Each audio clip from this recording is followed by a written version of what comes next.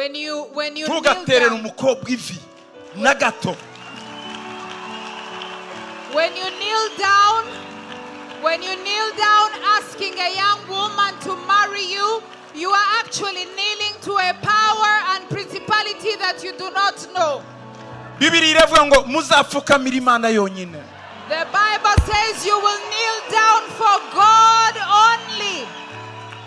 Iriya ni culture yazanywe n'abakorera Satani. That is a narabamenye kuri status. Status ituma abarozi bamenye intege nke zawe bakagutera. So I am saying this because from where I stand, I have developed the muscle to watch over what comes in my mind, what I hear. But not everyone is at that level. I am saying this to encourage you to protect your heart. You have been offended. You have broken hearts because of past life experiences. So watch out and take heed. And some of you will be posting your emotions and sentiments on your statuses, and you invite people to attack you by what you post. Biriya mwandika ku ma status Satani arabikurikira n'abarozi. Biriya birabafasha cyane. Hari n'igihe abadayimoni badakora wewe wenyine bakorera akazi. And the things you post on your social media will invite demons to just watch you destroy yourself. Sometimes they don't do anything. They will just watch you destroy yourself. Ugasanga umurokore yanze kuri stati ngo muve ku bantu. Mu gitondo mukabyukura kuri stati y'umuririmbyi cyangwa umusenzi ngo muve ku bantu. Ayo majambo yonyine na yerekana ko hari irembo ryafungutse muri wowe. You will find a believer posting on their status, leave people. You cannot trust people. These are indications of the gaps and the open gates in your life. Singombwa ngo bantu bese bamenye kutwite ubiposte kuri Instagram cyangwa guki. Uriya mwana deja utangiye kumuteza intambara akiri munda.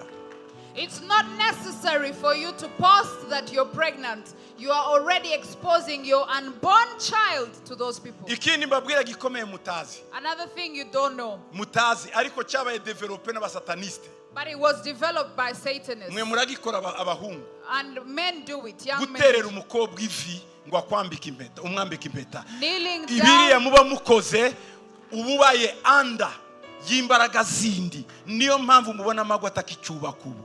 Culture that was brought by Satanists. Imara yemerwa n'abakristo n'abana b'Imana. Ntuzabikore ngo uterere umukobwa ivi. Yohana yagiye guterera marayika ivi, marayika ngo no ngo ndimbata mugenzi wawe ngo n'Imana yonyine ipfukamirwa. And this is a culture that even believers have embraced. But in the Bible tells us that even John, when he went to kneel down before an angel, the angel said that I am a servant like you. You will only kneel down for God. Young women. Umuhungu naje guterera ivi menya kusenye. When a man uzahita umubwira ati no winterera ivi si Imana. Uzabyange. When a young man wants to kneel down before you, refuse and tell them, I am not God. Please do not kneel before me.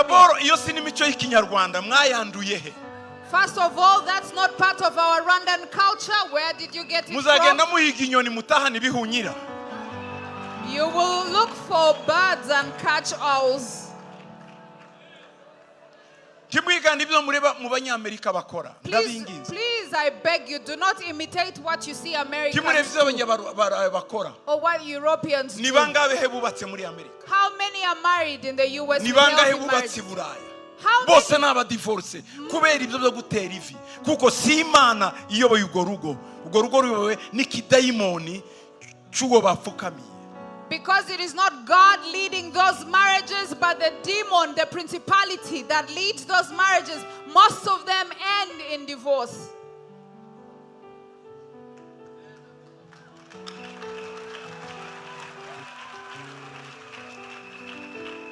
Abandi ni babikora mubareke ariko mwebwe bana bo muri Zayoni ntimuzabikora.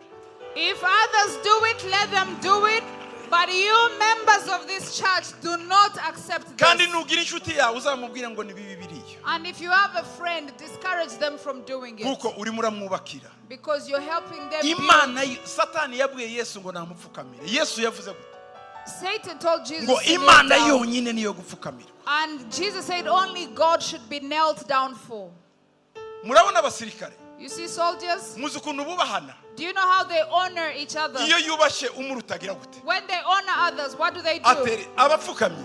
Do they kneel? niba umugabo umusirikare adashobora gupfukamira afande we ariko akamutera isaruti mwe mwabikuyeho ibyo bintu.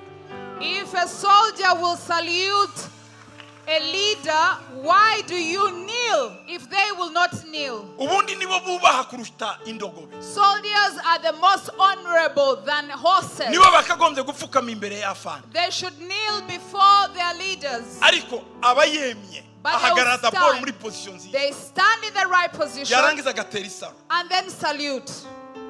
uwo mwuka wo gupfukama mwawukuye. Where did you get the spirit of kneeling down?